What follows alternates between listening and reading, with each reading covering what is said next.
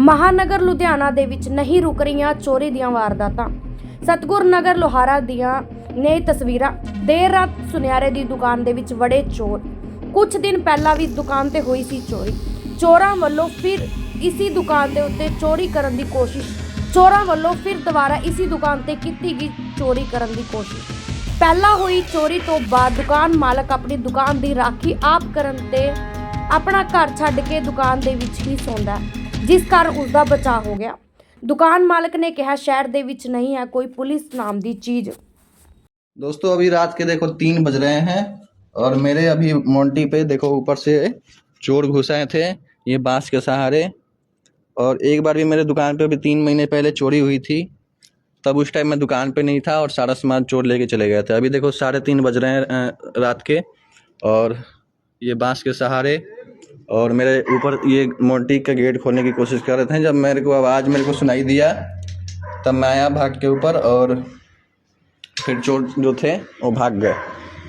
तो भाई पुलिस के सहारे मत रहो और अपना जिम्मेदारी खुद लो। पुलिस यहाँ की कोई कुछ नहीं करने वाली है। अगर मैं यहाँ पे नहीं सोया होता तो आज फिर से मेरा चोरी हो गया होता। और ये देखो भाई ये डंडे के सहारे 3-4 चोर आ गए थे। जब मैंने आवाज़ लगाई उनको तो भाग गए थे। अब ये सारे लोग इकट्ठे हुए हैं।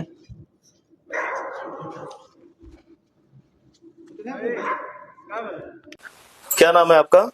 मेरा जी अभिषेक सोनी नाम है। अच्छा, जो ये कल का मामला है उसके बारे में बताइए, क्या मामला है सारा? कल जी रात को ना 2-2:30 बजे के करीब में ना मेरे मोंटी के ऊपर मतलब बल्ली के सहारे ना ऊपर चढ़े थे 2-3 बंदे और गेट खोलने की तोड़ने की कोशिश कर रहे थे जो उसका कुंडा था।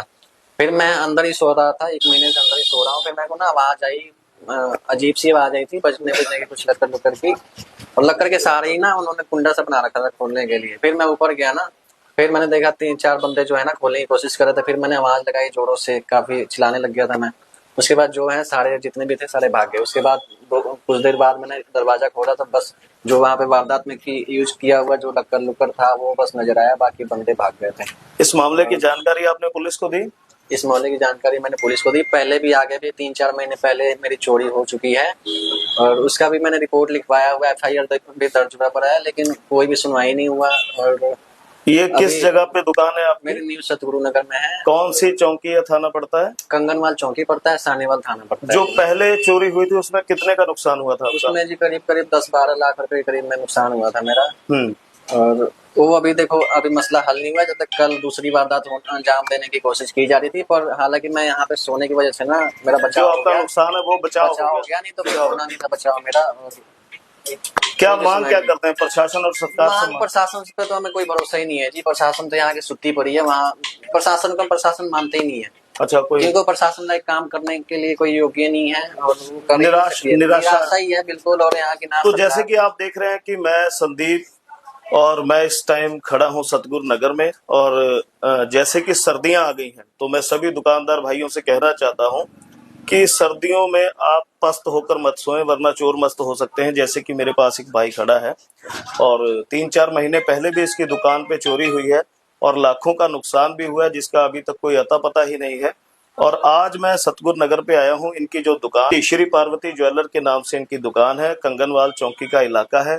बगल में बांस बल्ली जिसे हम कह सकते हैं उसके जरिए जो कि चोर मोंटी पे आया है और उसने दरवाजा तोड़कर अंदर लूटपाट करने की कोशिश की। गनीमत ये रही कि जो दुकान का मालिक है वो यहाँ सो रहा था। उसे जब आवाज आई उसको लगा कि भी हाँ कोई दुकान में है, तो उसने जब हल्ला किया तो अगल बगल के लोग इकट्ठे हो गए और जो कि चोर है यहाँ से भाग गया।